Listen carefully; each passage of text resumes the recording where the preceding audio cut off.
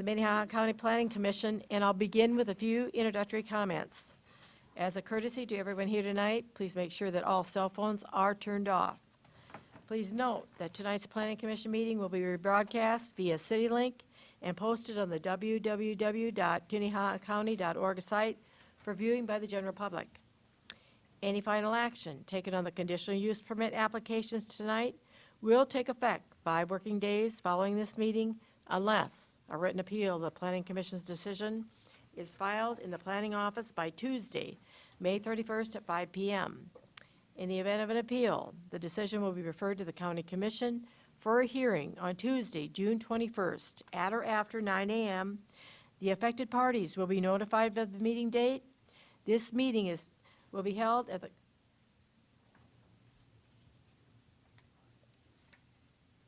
Carnegie Town Hall located at 235 West 10th Street. Sorry. Action taken on the rezoning applications during the public hearing tonight are a recommendation that will be forwarded to the County Commission for another public hearing on Tuesday, June 21st, 2022, at or after 9 a.m. This meeting will be held at Carnegie Town Hall, and that's located at 235 West 10th Street.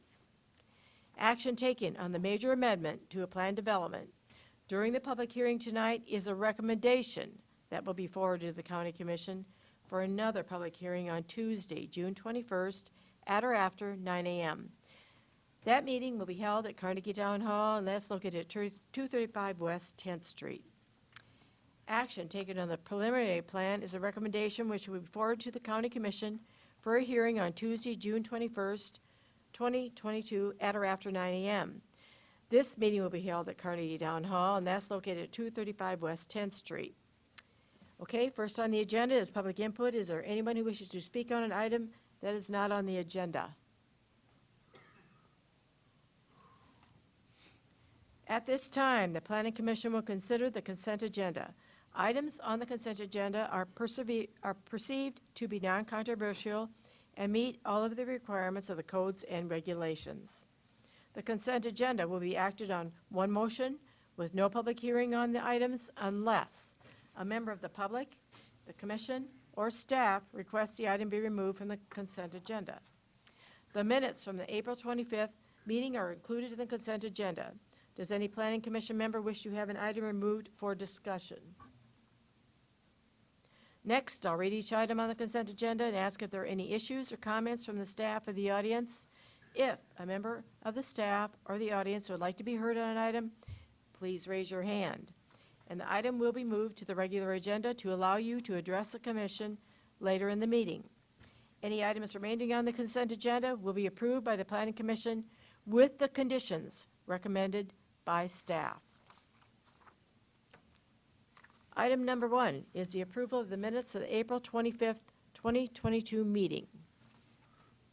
Item number 2 is conditional use permit 22-37 to exceed 3,600 square feet of an accessory building space requesting 7,000 square feet on the property legally described as Tract 3, Bowles Addition, Southeast Quarter, Northeast Quarter, Section 19, Township 101 North, Range 51 West, and that is in Wall Lake Township. Petitioner and property owner is Tom Okinga. Location is 26541 461st Avenue.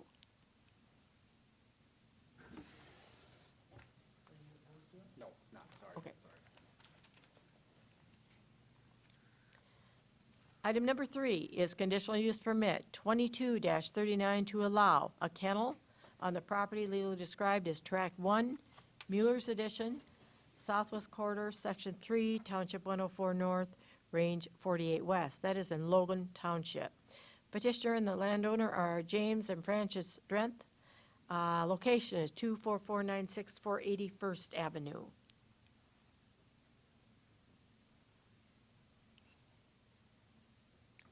Item number 4 is conditional use permit 22-40 to transfer one billing eligibility from the Southwest Quarter, the Northeast Quarter, to the Northwest Quarter, the Northeast Quarter, all in Section 18, Township 101 North, Range 47 West. That is in Valley Springs Township. Petitioner is Daniel Williams, landowner is Ronald Williams, It's located approximately 2 miles southwest of Valley Springs.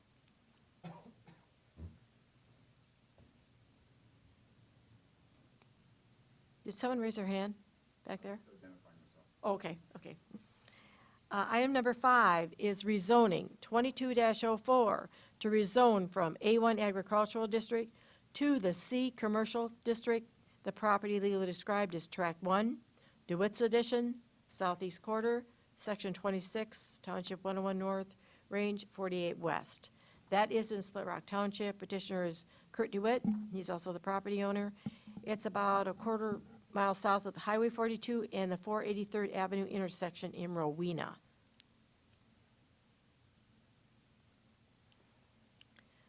Item number 6 is conditional use permit 22-41 to exceed 3,600 square feet of accessory building space, requesting 5,600 square feet. On the property legally described as Johnson's Tract 2, the east half, the southeast quarter, Section 1, Township 102 North, Range 50 West, Benton Township. Petitioner and property owner is Stephen Schmitz. 25673 472nd Avenue is the location.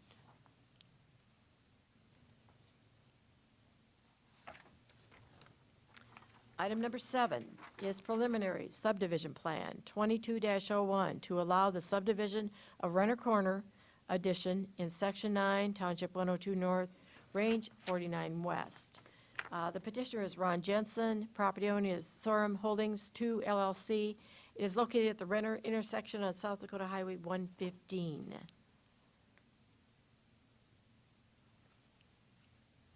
And item number 8, conditional use permit 22-42 to transfer one building eligibility from the northeast quarter to the northwest quarter, the northeast quarter, all in Section 30, Township 103 North, Range 49 West. That is in Svidrop Township. Petitioner and landowner is Lynn Olson. It's along 254th, approximately 1 mile east of Interstate 29.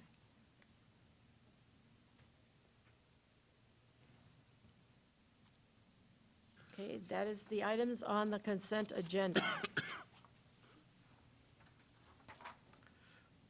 Madam Chair, Jeff? I guess I do have a question on item 7. You know, it seems like this is the area we just had a dust up about a month ago on Renner Corner. Is this just a different variation on that, or? Would you like to move it to the regular? I suppose, I don't Okay, want to. let's do but- that. Okay, then I will need a motion to approve 1, 2, 3, 4, 5, 6, and 8. That's my motion. Okay? Okay, I have a motion and second to approve all items except number 7 on the consent agenda. Any further discussion? All those in favor? Aye. Oppose? Motion passes. Okay, we'll move on to item number 7. Mason, do you want to?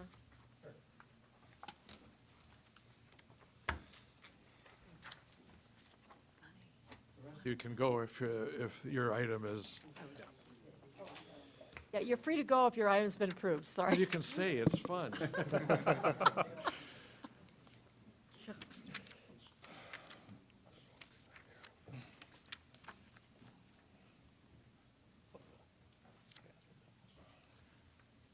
All right, Mason Steffen from the County Planning Department. So yes, this is preliminary subdivision plan 2201 to allow subdivision at the Renner Corner. The applicant is submitting this in order to have a new commercial subdivision at the Renner Corner on SD 115. The rezoning of these properties, as Jeff was referencing, is currently in progress, and that will go before the County Commission tomorrow morning. The applicant has submitted this preliminary plan with the understanding that if the rezoning to the C Commercial District isn't approved, this preliminary plan will be obsolete. So this new subdivision plan will contain 7 lots, which is a little different than what the rezoning plan had, that only had 6. Currently, the lots are used as an apartment complex, vacant ag land, as you can see, and then 2 residential dwellings. The dwellings will be removed before any development happens. The apartment building will stay as long as possible on the property. The first property that will be developed in this area will be for a new jerky-making facility, which will be located on Lot 2, Block 1 of the proposed subdivision.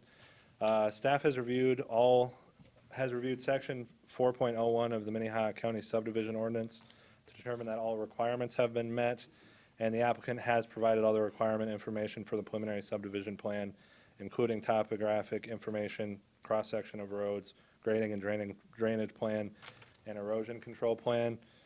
As we kind of talked last month at the rezoning request, the property will be connected to the Renner Sanitary Sewer District and be connected to the Minnehaha Community Water. Also, the property is not currently designated as floodplain, but FEMA is in the process of upgrading their maps, and whenever Minnehaha County adopts those, this property is planned to be in the floodplain. The petitioner has submitted this drainage plan and erosion control plan that shows that the property will be approximately 5 feet above the new floodplain from FEMA. So once Minnehaha County adopts those new maps, the petitioner would have to submit this data to FEMA in order for the property to be taken out of the floodplain. Otherwise, once we adopt the new maps, all of our floodplain requirements will be required for any new development. The primary road through the subdivision, as you can see here, is Lindbergh Lane, and it will curve from the southwest to the northeast between the County Highway 130 and State Highway 115. As we discussed during the rezoning, while adding this new road, they will be removing 3 existing accesses on the county highway and on the state highway, and the apartment building will be changed to be accessed off of this new Lindbergh Lane. And prior to the final plat being approved, the applicant will either have to construct the road to the county road standards or post surgery in an amount to cover the construction cost. Engineered road plans will need to be provided, and the applicant will have to provide road signs to the county addressing criteria. With that, staff is recommending approval of preliminary plan 2201, and I will take any questions. If you have any. Any questions for him? So we did notify the 2 people who objected to last month's, Yes. which are just to the east, right? Yes, I'll go back to this map. One is actually this property right here, if you can see my mouse, so just to the east on the very northeast of the property. And the other one is right here across the highway on Windale Road. And there was 4 people who talked, but they were just from the 2 properties. And so they're not here. No. Okay. Okay. Any other questions for him? That's really all I wanted to hear, actually. I just wanted to hear the difference between this and last month. Okay. Mason, I got just one question, maybe it's a stupid question, but Highway 130. Yes. Is that going to be in the floodplain or is that above the floodplain, do you know? That's a good question. I believe on the new map, I don't think I have it on this PowerPoint, I had it last month. The floodplain did include the highway. It kind of came up from the south. So the way that the new floodplain worked was it came up this way, about right here, and came up to about here, and it kind of included all of this area that I have highlighted here. And that did include a little bit of south of the road as well. Okay. So, Right there in town, I don't think it's flooded, but going west, you could not get to the bridge. Right, yeah. Any other questions, Jeff? I'm happy. Okay, so Um, you want to have any I'll make questions? a from the- motion to approve Okay. this. That, I have a motion and a second to approve the preliminary subdivision plan. All those in favor? aye. Oppose? Motion passes. If that item got approved, you're free to go. Move on to the regular agenda. Kevin, Plan Development Major Amendment 22-02 to amend the High Prairie Branch Plan Development to change Subarea D to Subarea A on the property legally described as Lot 20 of High Prairie Branch, in addition to the northwest quarter, Section 8, Township 102 North, Range 49 West, Mapleton Township. Petitioner is David Rognus and property owner is Dorothy. All right, it's me again, Kevin Hookman from the County Planning Department. So this is another major amendment, and this is primarily a rezoning. There isn't any sort of wording changes for this request, so it's just the rezoning. It's a rezoning of this lot here in the map from sub-area D to sub-area A. This lot is a platted 12.9 acres in size. Sub-area D largely mirrors the A1 agricultural zoning district for rules and regulation. And then the sub-area A closely mirrors the rural residential zoning district. So this would be changing the property from essentially agriculture to a rural residential. So some background information. This is within the High Prairie Ranch Plan Development District. It was approved in 1992 as a residential development with joint ownership and a horse stabling facility. The development was largely platted and developed as planned. You'll see here that there's the sub-area A, the residential development, sub-area B, which is here, the stable, sub-area C would be another joint area, and then sub-area D, which is the ag area that we are talking about now. Our development is right here in that sub-area D. In 1999, skipped ahead too far. All of sub-area C was rezoned in 2019 to be only sub-area D. Since the sub-area C is mostly for parkland, for the joint ownership, it was rezoned to the agricultural use by the single owner. In 1999, a similar request to this rezoning, where we are looking at this lot, was made to rezone the area of land of the planned development into the residential use. The same preliminary subdivision plan that's being offered for this request was made in 1999 for 10 lots. I'll move over to that. So here's the subdivision plan kind of proposed, not cemented in yet. In that 1999 request, the county commission did not approve or deny the request, but rather was deferred indefinitely. So there was just no decision made on the item. This proposed amendment, so that's some of the background information. This proposed amendment is located approximately 1.5 miles northeast of Crooks Runner exit off of Interstate 29 within the High Prairie Ranch subdivision. The High Prairie Ranch subdivision, I'll go back to the map, is located right here on the map. It has 15 houses and shares the same township access roads as what this proposed subdivision will make. South of the development, a quarter mile, is the Vintage Village Edition, which is a subdivision right here, if you see my cursor. That has approximately 40 dwellings, but access is directly onto the county highway. This Vintage Village Edition was platted prior to density zoning, and the subdivision, however, the subdivision was largely developed later in the 90s. Access to this proposed development will be required driving over 1 mile of township gravel roads. I did speak with Don Oschlager from Mapleton Township about this, and his primary concern was about the development of the future roads, that in past subdivisions, that these roads are not always maintained to township standards. So he would like that the developer builds the roads, if this gets approved, builds the roads to township standards and then petitions the township to accept them as part of their road maintenance.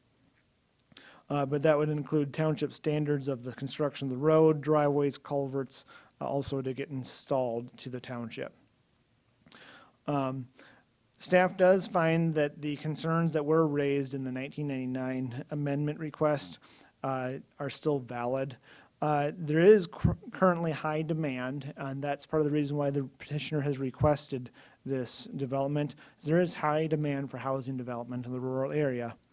But staff is concerned that allowing one residential subdivision may lead to other property owners wanting to subdivide their properties in the near vicinity. And this is part of the reason why I included this map. So right here, the star is the location of the property. All these red dots on the map are residential building eligibilities that have been used by a house. And green dots are residential building eligibilities that are available for use, which aren't very many of them. So you can see that this is largely built out to about as far as it can be built. Staff feels that this is the intent of the density zoning, that now this rural land here has been preserved for agricultural use until a municipality annexes it and develops it. This proposed subdivision is located within the traditional transition area as indicated in the 2035 comprehensive plan. The comprehensive plan, action 5.3 of the future land use chapter says has a action to locate residential subdivision in community type developments where adequate services are available, including but not limited to sanitary sewer, utilities, and drinking water supplies. At this time, there isn't plans to include primarily the sanitary sewer, which is the toughest thing to include for subdivisions like this. Staff is recommending denial of the project, and I'll go over a few other photos of the site. This is looking at the south part of the project. You can see the road that leads off to the right, or to the east. This is from that same corner looking south to the existing development. It is very pretty hill. You can see there's the waterway there, and you can see the green hillside there, and some of the existing roadway. As we discussed at the township, when I talked to Don, it isn't built to roadway standards, but it is wide enough that they could rebuild this road for the township standards.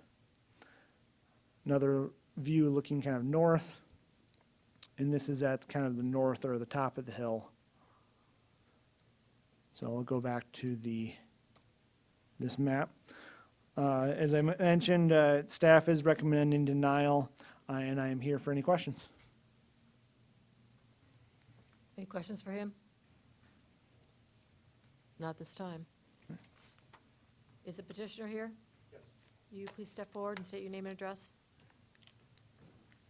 Dave Rognus, 25065 467th Avenue, Colton.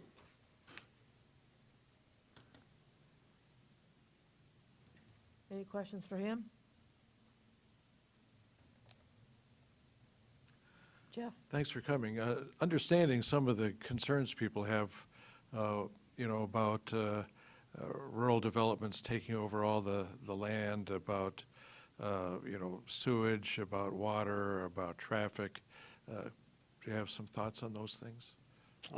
There's a high demand for housing, and it will be built up to all the standards that's necessary, and it's far enough away from the river for septic tanks, I believe. I believe you gotta have 100 feet, and the very closest one is 230 or 250. Okay, any other further questions for him? Thank you. Anyone else in the audience care to speak to this item? Please state your name and address. Don Oschlager, Mapleton Township, 6705 North 10th Avenue. The petitioner met with me with his plot map. Obviously, I had to sign off his plot map. And we had some discussions on the area. Kevin also called about it. So what happens in the township, most people are aware that we'll go out and develop an area like this, and the developer gets his lot sold. Everybody that buys a lot says, well, I bought a lot on a township road. Not necessarily true. What we ask of the township, if this would go forward with that, the petitioner would develop the property and develop it with an engineer, proper drainage, proper ditches, proper roadway, Actually, county standards are the standards we follow as well. Also, when that's all done, and the lots are sold, the driveways are in, we have driveway permits in our township. I don't want to go out there and allow driveway permits. I would rather that took place by the developer. The developer has the completed development, then their final step should be to come to Mapleton Township and petition to have that road taken into the township at that time, when everything is completed. And I stressed that to Kevin as well. I think Dave and I talked about that a little bit. The additional traffic with the home, single-family dwelling, I think we have adequate roadways to support that. The other thing that we see happen is living next to the Blooming Sioux Falls, South Dakota, we have a lot of people that are after acreages and after these types of settings. And they're beautiful like everybody sells them, but they're dusty. You know, what are you gonna do about my dusty road? The road is gravel when you bought your lot, folks. I mean, we're gonna try to mag water it, we're gonna try to take care of it, but we're gonna take care of it within our budget. So frontage foot assessments are an option. We try not to do that. We're in an opt-out, so we try not to do frontage foot assessments, but some of the things to consider when they develop this, we're not opposed to it. We're not opposed to progress. We realize that there's gonna be a lot of this and there's need for it. We just want it to take place in steps that we can manage it and handle it. We're sitting on 17 housing developments now. A little bit unique. A lot of townships don't take housing developments. I know Split Rock does.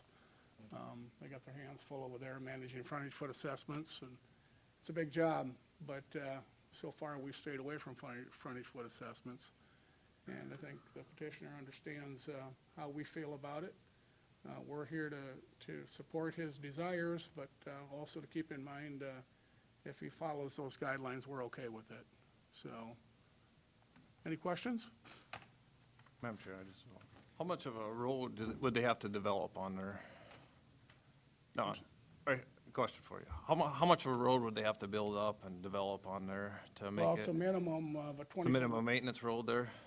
There's a no maintenance road through there now. Okay. And that would have to come up to the county standard, which I believe is 20 foot of width, 6 foot of crown, 3 foot of material, and adequate drainage.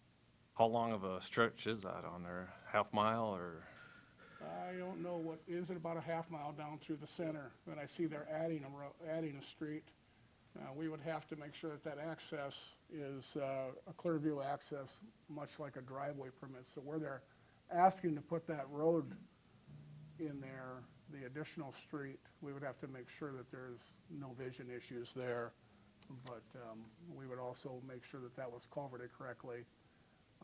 I would like to see the petitioner have that engineered prior to selling lots off it. So to bring an engineering proposal, and not just people going out there and planting houses out there every which way, you know what I mean? So sometimes those developments, some of the older ones especially, they're not conducive to drainage, and people are pumping water in their neighbors, and I don't know that that would happen here because he's on a hill, so. I'm a little surprised that, I don't know about the septic systems. I think I'm a little bit surprised that, I think a rural septic system in a lot of places that close to the river has to be a raised septic system, but that's none of my business. I don't know how they'll do that. Have you checked into that? I don't know what. It says you gotta have 100 feet Sure. to any stream or river. We've got some areas, we have a roadbed below about 10 or 12 houses in an area, and their septic systems drain in their front yards, and Western Avenue is at the bottom, and that ditch is always basically wet and loose, and then we have an issue with the roadbed. So I could see those houses up on top draining down toward that no-maintenance road where that would or could be an issue. We have that in one of our developments right now. We've actually, in wet years, had septic systems pooling in the ditch. So, some things to think about there. So, I think that would be all part of an engineering study and an engineered plan, I would hope. Okay? Any questions for him? Don, I really appreciate you being here. I think I see you at more of these than anyone except maybe Adam and our other commission member that are township people. But would you expect this road to be paved then, blacktop, the one through the No, subdivision? No, because it's in a rural area surrounded by gravel, gravel would be acceptable to us as well, as many of our developments that we maintain now are gravel. So, the challenges for us are, some of the developments that are going in adjacent to blacktop roads, and the county regulations require them to go to blacktop. That's an issue for us. We struggle with that at times. Right now, we have about a half mile of blacktop that we maintain. Slip Up Creek Road has got a half mile. We're gonna be losing that with this rebuild.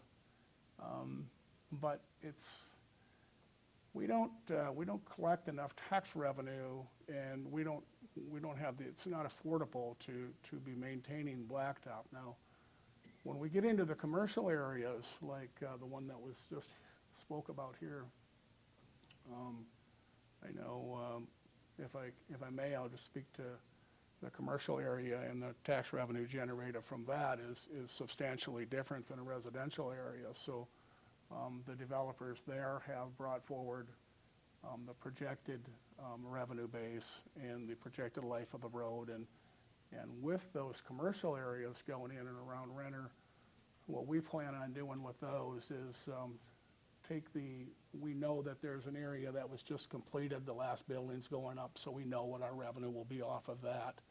We know how many foot of blacktop we're gonna have there, so we will have to write a resolution within our township to take the commercial blacktop. And we've agreed to do that. I think the tax basis there is gonna support that, which is much different than the residential areas that are forced to go to blacktop off of blacktop roads. It's very difficult to get that and maintain it. Madam Chair, so I know that the issue with gravel going on to blacktop is that the cars drag gravel out on the blacktop, which then dings up the cars driving by at high speed. It's going to be more of a problem later. Jim Sweep told me a story about they had a cul-de-sac and they were putting in two houses, and they didn't want to pave it, and they allowed them to build the cul-de-sac without paving it. And then there were 8 houses there, and they came to the commission and said, when the hell are you gonna pave our street? Yeah. And in the meantime, it's better to make them get it done correctly up front. So your view is that this is not a bad project? I don't see it as a bad project for us as a township. I don't see any problem. If it's built the way that we're asking it to be built, and it's completed at its time of completion, if they want to petition the township to take those roads at that time, I may or may not be on the township board. But the right process would be to bring this to the township board and petition it. The township supervisors would go out there, they would measure it, they would go through the process, and then they would write a resolution to take it into the township. So, you know, we had an area last year, just north, a little dead-end street called Beverly. So we don't take dead-end streets anymore. We don't take cul-de-sacs. Those are problems for us. If we're gonna do a cul-de-sac, we need enough room to turn around a motor grader. But at an area that, part of that street was old development, part of it was more recent development, and the most recent development had to have blacktop. And so the developer sold all the lots. They put one lift of blacktop down, and they're gone. We know who they are. We know what they did. They didn't put the second lift of blacktop. The road fell apart. Everybody comes to us. Well, what are you gonna do about a road? Well, it's a township road. I'm sorry, our obligation stops at the gravel, and the blacktop is not ours. So last year, we went in there and we spent $10,000 and milled off one layer of blacktop, recycled it, put it back in, and put gravel in. The project cost $10,000 just for many feet it was, even less than a quarter mile, but, we did it to, I mean, we've been fighting this for the 10 years that I've been on the township board, and it's just like, it was the right thing to do. We needed to get it taken care of, and we'll adopt that extra footage into the township, and, you know, we have happy residents now, but we don't want that to happen in a development like this. We want the development to be completed, and we'd ask at that time, the petitioner would, bring that to the board and get the roads accepted at that time. I agree with Jeff. You had the right conversations between the petitioner and the township so that you can get things right the first time around, so you don't have problems after the fact. Right. Any other questions for him? Thank you. You're welcome. Thank you. Anyone else care to speak to this item? Please step forward, state your name and address. Mike Wendland, 411 Kringen Avenue, Baltic. I am here on behalf of Brian Hefty. He's not able to make it this evening. He is the adjacent landowner to the north of this proposed property, and he just wanted me to come this evening, and he is in support of moving forward and approval of this and has no issues with it. So he just wanted me to pass along and express his approval on this. Thank you. Anyone else care to speak to this item? Guess I'll close the floor. Oh, Madam Chair, can I ask Kevin one more Sure. question? He was saying 100 feet away from a creek or anything for septic tanks for runoff and all that. Do you know, is there any law in the state or county-wise, anything like that or not? I would, Away from a creek or? that sounds probably about correct. I can't recall if this area is in any sort of watershed protection area, or if that follows more the floodplain off to the east. And that would be the one thing that might cause a wrinkle into this, because if it is in a watershed protection area, the septic systems would have to be, have a state engineered approved plans. Usually that means either a mound system or engineered soils being put in, and it might need that anyway based on percolation test or how the grade of the land works, so. How about the ones, the development to the south there, that's along the county road there? Is that all septic there? Yes, everything would be septic, yes. I don't know how many of them have been engineered or just designed to state standards with the perk tests. Answer your question? Yep. Okay, thank you. Okay, commissioners?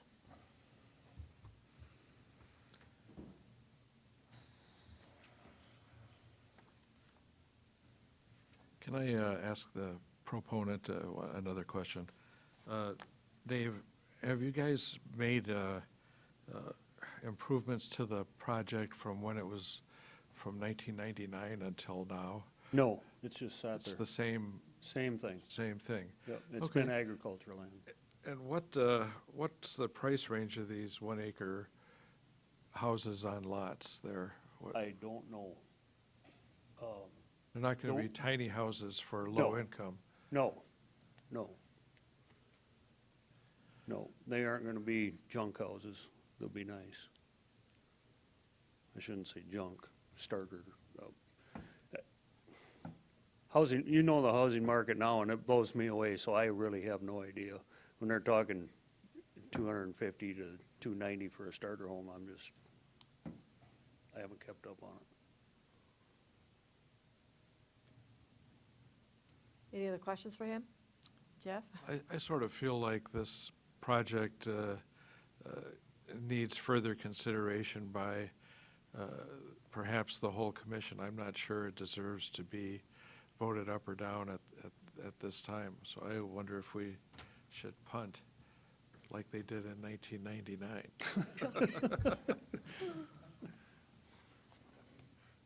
Chair, Becky? I realize that this is only 10 units, and I look at this map, and they've been, all were there. I'm just a little troubled by all of these septic systems so close to the river. And I understand that this is not the petitioner that put all these homes in, but I am concerned if we are adding to a problem. It's only 10, I realize that, but then it's 10 more and 10 more and 10 more. And so I'm just concerned about the amount of septic systems so close to the river. And we don't know for sure if it's in a watershed protection area. As in flood zone, you mean, or no? No, watershed protection. That's where the aquifer underneath for well water and stuff, Not sure. yeah. Okay. Okay, any other questions for him? But Jeff, back to your question, when High Prairie was built, they had covenants, so it had to be certain houses. Yeah, Thank you. I think Commissioner Randall brought up an excellent point there, and are you anxious to get started on this project, Dave? I mean, I sort of feel like I'd like to make sure that we do protect the land and the water. I know that cattle running in the Big Sioux are probably more of a problem than a tourist picture. But at some point, the system kind of breaks down if we just add more and more and more. If I may, if this is something that does get approved, I know that Don Oschlager mentioned that they have engineered roads and things like that. This type of project would have to get what's called a final development plan before any lots get platted out, which isn't the same as this where there's an up and down approval. It's just to make sure, kind of like the preliminary subdivision plan, it's to make sure that all the roads are laid out correctly, all the drainage is done. So things like maybe a septic system, an idea would come up during that time too, a better idea of how a septic system would be able to handled. So Kevin, if we approve it, there is perhaps more review down the road. There would be, yes, there would be further review on making sure, like I said, the engineering is done, the drainage is done. That's part of the project would be reviewed again. I'll make a motion to approve this project. Do I have a second?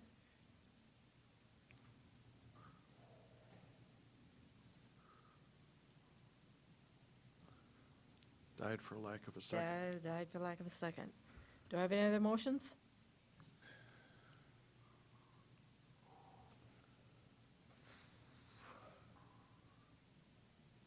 Any other comments? Anybody here? Or just, I was just wanting to Chair, if we deferred it or anything like that, if we got any more. We could defer. I mean, if we deferred it to next month, would we get more explanation or not, like for septics and all that? I mean, or is We it worth deferred it it, or not? Kevin, could you drill down to where the septic system is? I mean, are we gonna gain anything, I guess, if we defer it? I mean, Yeah, I guess if you were to defer to try to get more information, you could. I'm not sure how helpful or not that could be, because we're talking percolation tests. Yeah. would it be beneficial for him to get an engineer? To start this process? At this point, maybe, maybe not. It's pretty early in the process. They've gone through, as I said, this plan here that he presented, it really is something they've used before. It could just be a concept plan. It has an idea at least. It's not final by any means. I make a motion to defer for a month. Or should it be longer than that? what would you like to see on it, Jeff, I guess? What would you like to see him come I'd- back with? I'd like to see, some assurance that the septic system was not going to increase the load going through Yeah, I guess I'd like to see it's not in a watershed either, I guess, or an aquifer, I guess is, So would you like it to be more than 1 month? I guess I don't know how long that takes, I guess, I don't know. How long? Here, could I just make a comment? Doug? You know, I just think as backed up as everything is in today's world, you know, a month is, they probably wouldn't even get on their books. Yeah. You know, I think this might have to be extended till August. Because this is, we're talking, you know, this is a major deal. It is. And to get it done right, I think, I'd like to see it, I'd just say it to defer till August. That was my motion. Second to that. I'll second that. I think that's a good time frame. I guess if he's got it something earlier than that, I guess he can come back earlier than that too, but. If it's January, I won't be here anymore. Okay, I have a motion and a second to defer this item till August. Any further discussion? All those in favor? Aye. Oppose? Motion passes. We'll move on to item 10. It's,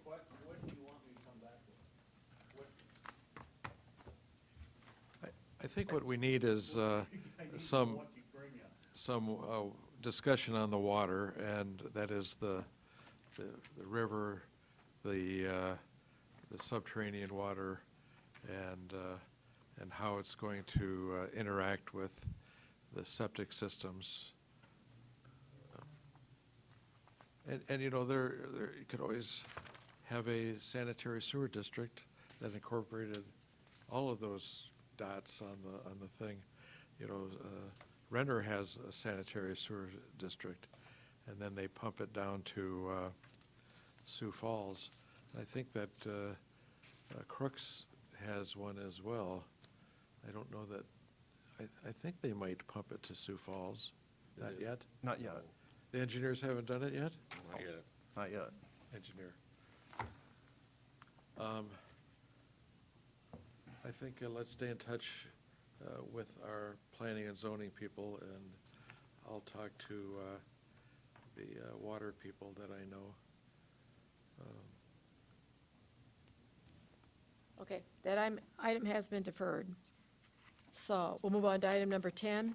It's a rezoning, 2205, to rezone from A1 Agricultural District to the Rural Residential District. The property legally described as the southeast quarter, northwest quarter.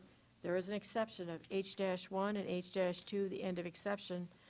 Section 1, Township 103 North, Range 50 West, that is in Lyons Township. Petitioner and owner is Northeast Investments LLC. Location 471372 50th Street. Mason? Hi, yeah. Good evening again, Mason Steffen from the Planning Department. The petitioner is requesting to rezone approximately 35 acres from the A1 Agricultural District to the Rural Residential District. I'll move to the map here. The Coachman's Manor Mobile Home Park, which is on the north side of this property, has existed since before the current zoning regulations for Minnehaha County. In 1985, the north portion of the property, which includes the current park, was rezoned from the now non-existent mobile home residential zoning district to the rural residential district. Along with that, a few months later, the property that is requesting to be rezoned today was rezoned to the A1 agricultural district. And finally, on the north side of this property, you can't quite see the access, but 2 additional properties use the same access to the current mobile home park, and they are a single-family dwelling and a commercial manufacturing operation. The portion of this property that is requesting to be rezoned is a wooded area along an intermittent stream, as well as cropland, as you can see on the north side. Only the part on the north side of that intermittent stream would be used for the mobile home park expansion.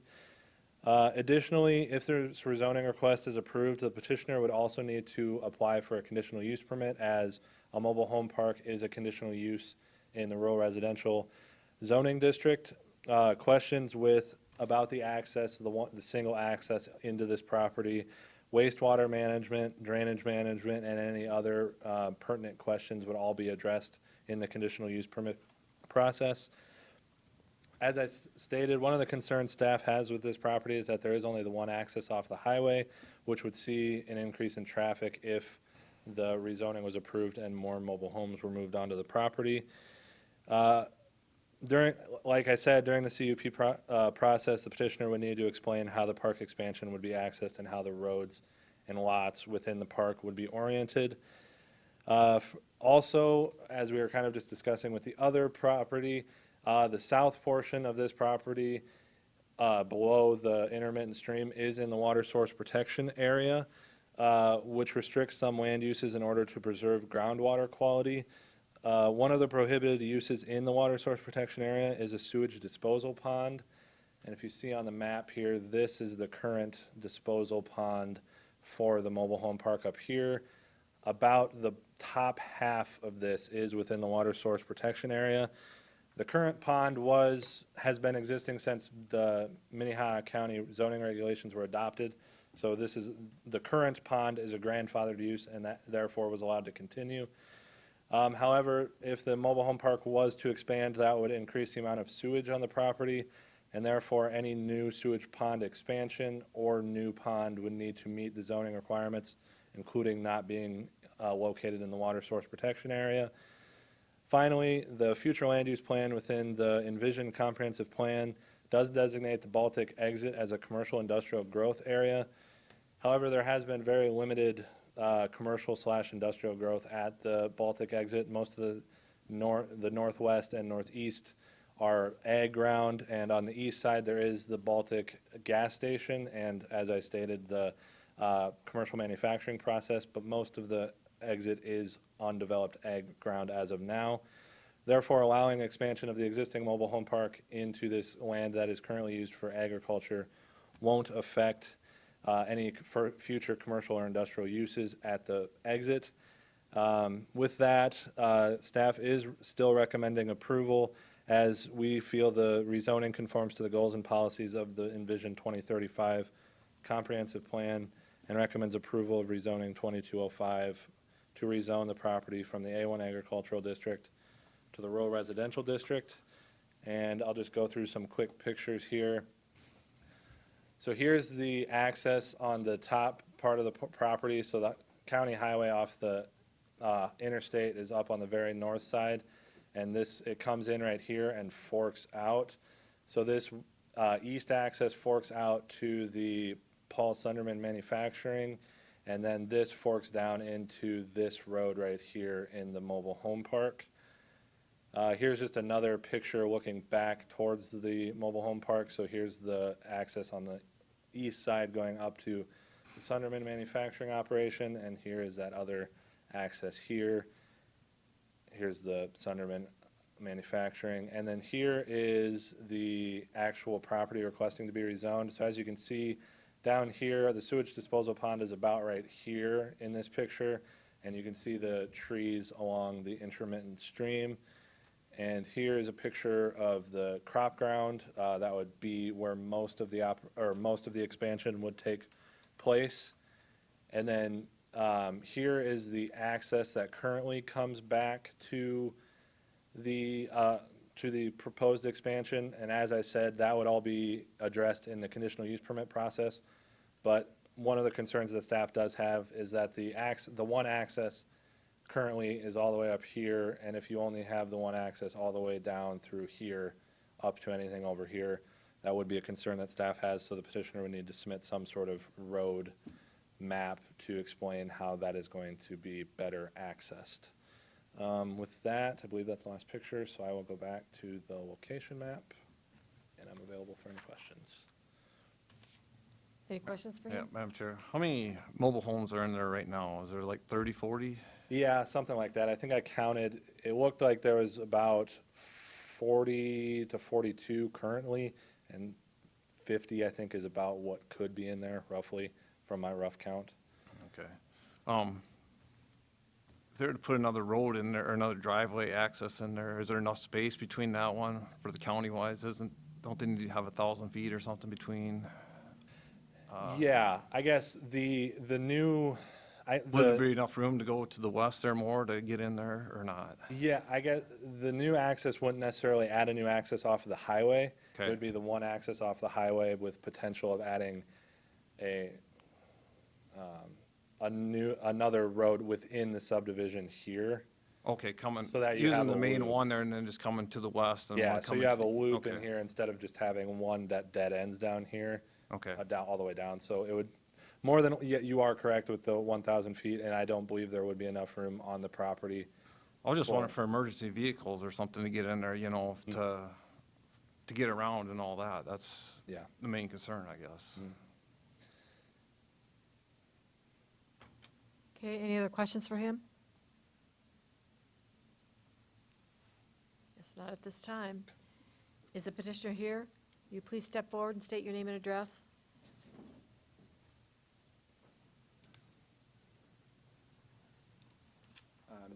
Nick Johansson, 5716 East Red Oak Drive. I'm with Earhart Griffin and Associates. We're civil engineers and land surveyors here representing the petitioner. Yeah, I think, as has been discussed tonight, the county and the city in particular is in need of affordable housing, and that's kind of what this would represent. You know, Amazon and things on the north side of town, workers there would potentially use this site. So I am in agreement that this site presents a lot of challenges from an engineering perspective. We have a big drainage way coming through there. There's tons of wetlands. The existing sewage pond is in an area that is not suitable to have one in there. The plan would be to relocate that or improve it. You know, I've had preliminary discussions with a lot of individuals on this project so far. The county, I've talked to the state of South Dakota about the sanitary sewer and the septic. Was this original pond permitted? I've had tons of conversations with them about that. I've had discussions with Community Water. In adding the units to this site, they have capacity to service the site with water.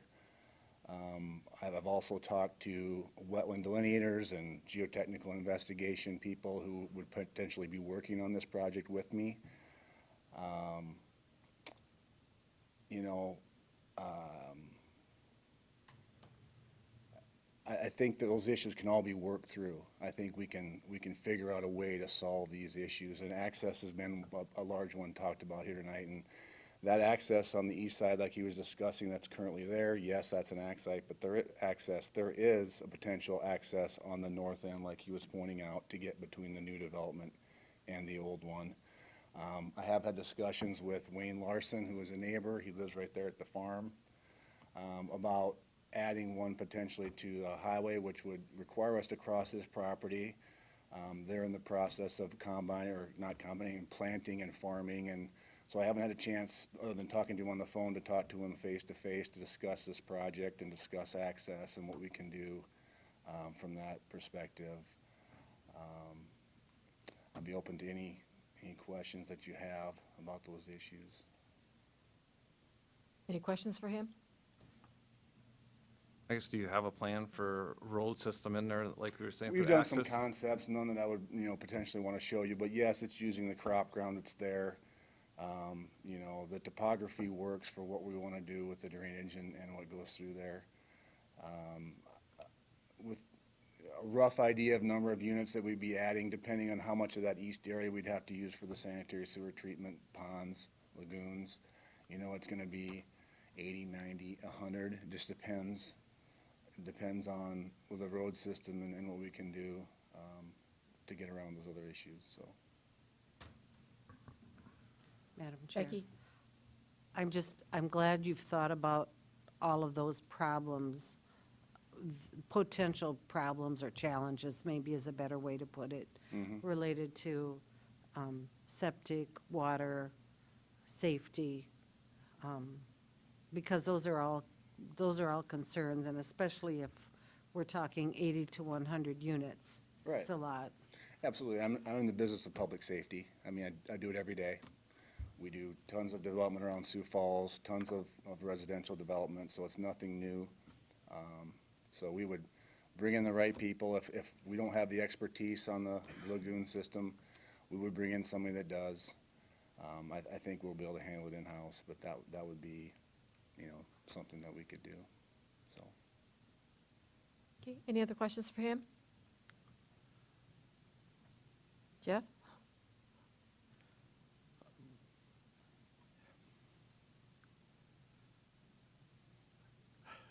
I'm having trouble finding words. Okay.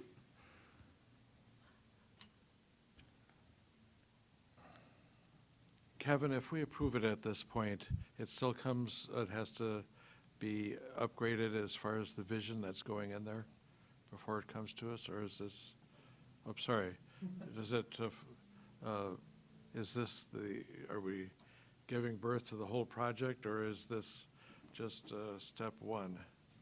This would just be considered step one, so this is just allowing it to go to rural residential, which would allow them eventually to do the mobile home park. Like I said, during that process, they would have to bring all this information that he was describing. So this is kind of just the first step of the process to approve them to eventually do that. Thanks. Okay, thank you. Madam Chair, I just want to make a statement. It's not to anybody, but just sitting here looking at this and for years driving by that. If this was a feed lot and somebody wanted to expand that, where that is situated, I think the whole neighborhood would be up in arms about the pollution and runoff. That's what really scares me about this whole project here. So I could not support this right now. Anyone else? Can I address that? Sure, just go ahead. Sure, go one ahead. time? In discussions with the state of South Dakota, the Department of Natural Resources, they have a set of standards to control pollution and control sanitary sewer runoff. There's a very specific permit process that we'll have to go through. My guess is this will be a two-celled lagoon type of a system where it would be, it would be released after the permitted period of time. It's going to have to be monitored. The discharge will be monitored and tested to meet all their standards for BOD and all kinds of other issues that would leave the lagoon site. So I think those are legitimate concerns that you have, but I think going through the state process and having it designed the way that it will be designed will eliminate the worries that you have in that regard. So. Any other questions for him? Thank you. Thank you. Is there anyone else in the audience that would like to address this item? Please step forward and state your name and address. John Breen, 47137 250th Street, Lot 56. I actually live in this mobile home park. The pictures, the first picture that he showed of the entrance, if you look at that, there's a big pothole, actually multiple potholes. This trailer park has been there for ages, and the road hasn't had anything to do with it. It hasn't been updated. The fire department can't tell what trailer is what, because they're not marked. And this has all happened since Northeast Investment has taken over this trailer park. I've got pictures of a trailer down on the bottom row, which looks like it's gonna be the main road, it's all terraced, and the back end, I can almost walk underneath it on cinder blocks and not strapped. I don't know who has to monitor the lagoon if this goes forward, but as of right now, Northeast Investment can't keep the trailer park up. Most of the lights don't work. There's a lot of people that get state assistance, and he's charging them a late fee when they have no control when that stuff's coming in. The state dictates that, and he's trying to charge them. Trees are all over down there, and they're still not picked up from the storm that we had, almost 3 weeks ago? Nothing's been done to them. I'm just concerned that, someone's got to monitor the lagoon if you guys allow this to pass, and are they going to monitor it? Because they don't even move snow when it's when we've gotten 2-3 inches of snow, because they go off what's in Sioux Falls. There's a big difference from Sioux Falls up to that Baltic exit. I moved snow all winter. There's a big difference just north Sioux Falls and south Sioux Falls. The fire department has a heck of a time finding anything in there, because it doesn't say lot 1 starts up top and lot 56 is on the bottom. So they pull in there and they gotta drive around all over to try and find lots, and none of the, most of the trailers aren't marked. You can't keep track of who's paid lot rent. I usually pay mine like 2 days before the beginning of the month, and all of a sudden he'll hang a note up on my door saying I owe him $45. I'll call him, what do I owe you $45 for? Well, I'm not sure. Did you pay your lot rent? I go, yeah. I got it right here on my bank statement that you already cashed my check. I just think there's gotta be a lot done to the trailer park that's there before they're allowed to expand. You guys got any questions? Want to see a picture of that trailer? I got it on my phone. Any questions for him? Thanks, John. Thank you. Anyone else care to speak to this item?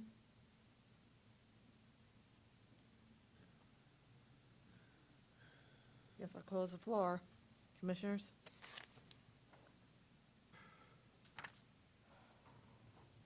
Seems like there are issues beyond our pay grade on this. It's, we've got, that road picture there looked like an abandoned hunting road. I appreciate Doug's comments on the, if it were a feedlot, but we do also need low-income housing. We've had some crappy trailer parks in Sioux Falls over the years. We still do.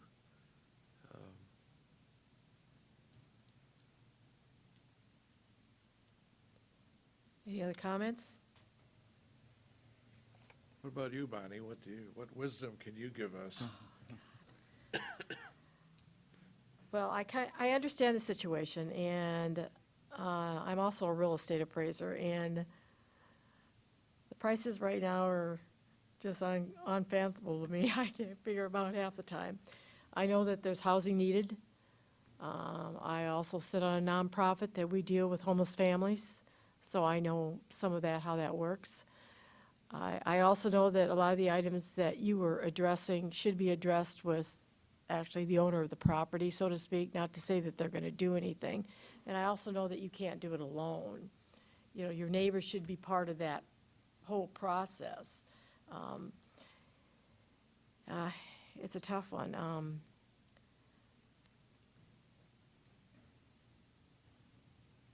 And with the cost of living right now and the cost of everything else, if everybody can figure that out when you go to wherever you go, I mean, everything's going up, seems like. There isn't anything that's marginally staying within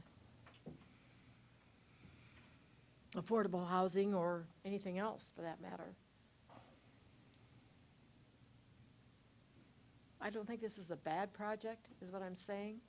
I'm just saying that there's a lot of loose ends for me, that's all. There are. I guess we're gonna be deciding things later on down the road if we just approve the rezoning, right? We still have to do a final plan and all that then, right? Is that correct? Okay. Correct, right? We're just trying to rezone it from A1 to rural residential.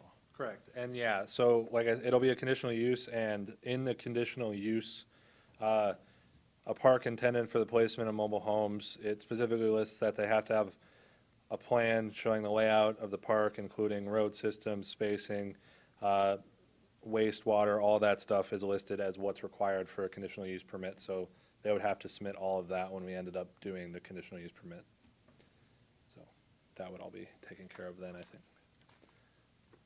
So our decision tonight is just based on the rezoning? Correct. Okay, Yep. gotcha, okay. Okay, commissioners?